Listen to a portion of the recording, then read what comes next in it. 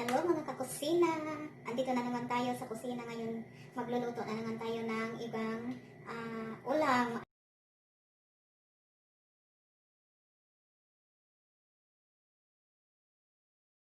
Na natin ang ating paggawa ng ating carrot omelette na may tuna. Here are the ingredients, guys. Meron tayo ditong 2 carrots. Meron tayong medium size na onion, 2 itlog, at saka ito yung pinch ng salt and pepper. May century tuna in can tayo, may flour, at saka yung dato puti na soy sauce. Umpisahan na natin, guys, ang pag-prepare natin sa ating tuna omelette with carrot.